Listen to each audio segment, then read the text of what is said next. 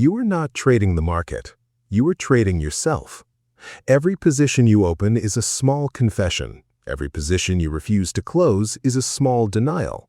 And somewhere underneath the charts and the indicators, the real contest was never between you and the price. It was between you and the parts of yourself you would rather not look at directly. Here is the strange thing about markets. They have no memory, no opinion, no intention toward you whatsoever. A candle does not know your name, does not care about your rent, has no stake in whether you succeed. And yet, day after day, people experience the market as something almost personal, something that seems to know exactly where it hurts. That feeling is not a glitch. It is information if you are willing to read it correctly. Most people spend years trying to fix the market's behavior when the far more useful project sitting right in front of them was fixing their reaction to it. Think about the last time a losing trade made you angry, not just disappointed, but genuinely angry, the kind of anger that makes you want to immediately win the money back. That anger did not come from the candle. The candle is indifferent. The anger came from somewhere inside you that the trade simply exposed. The market did not create the reaction. It only removed the cover that was sitting on top of it. A neuroscientist named Antonio Damasio spent decades studying how emotion and decision-making actually interact in the brain, and his findings quietly demolished the old idea that good decisions come from suppressing feeling entirely. Damasio studied patients with damage to certain emotional centers of the brain, people who retained perfectly intact logical reasoning but had lost the ability to feel much of anything. You might expect them to become excellent, cold, rational decision-makers. The opposite happened. Without emotional signals guiding them, even simple choices became almost impossible.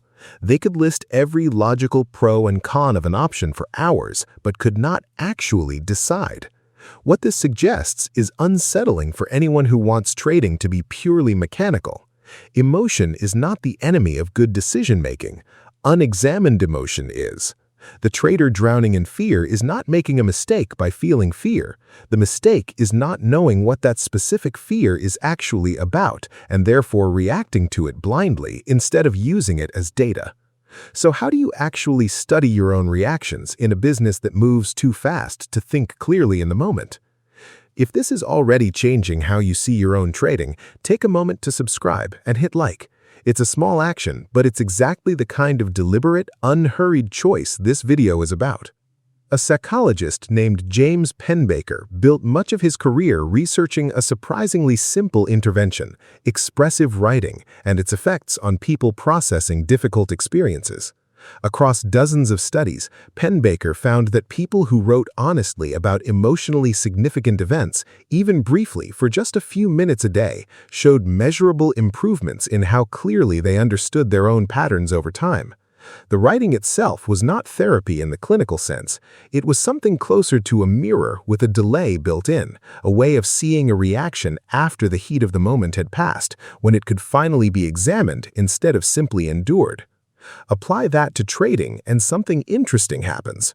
A trader who reviews not just what price did, but what they felt in the exact moment they entered, exited, or hesitated, begins to notice things that were invisible in real time. Maybe every impulsive entry follows a small ego wound from earlier in the day. Maybe every held too long loser follows a recent win that made walking away feel unnecessary.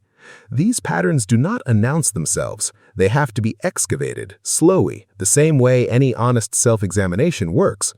This is where the counterintuitive part of trading psychology actually lives. Most beginners assume the goal is to become fearless, calm, steady, unbothered by risk. But watch anyone who has actually lasted years in this business, and you notice something different. They are not fearless. They are, if anything, more cautious than beginners, not less. The difference is that their caution is precise instead of paralyzing.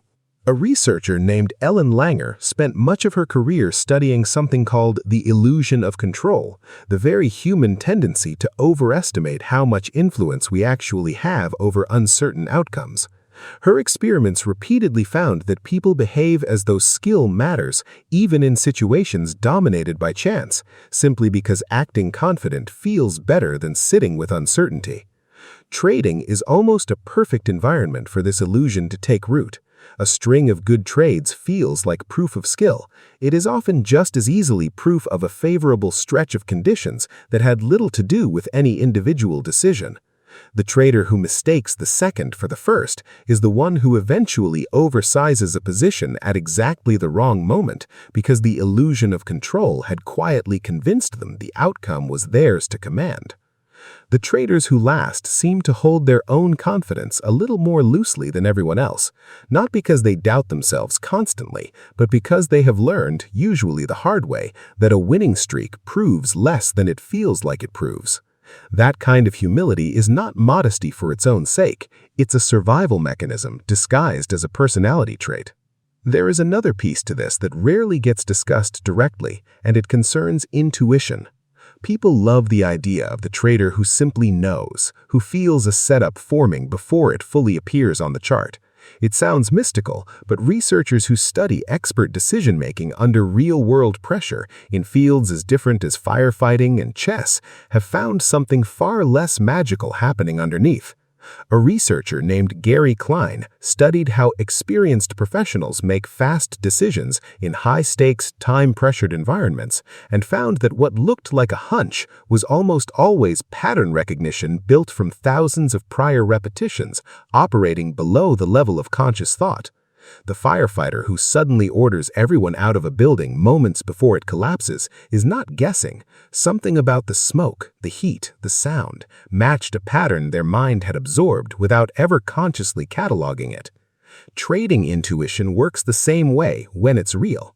It's not a shortcut around experience. It's the compressed residue of experience, available only after enough of it has actually accumulated. The danger is that adrenaline can feel exactly like intuition to someone who hasn't put in the repetitions yet. One is signal, the other is noise wearing signal's clothing. Telling them apart is itself a skill that takes years to build.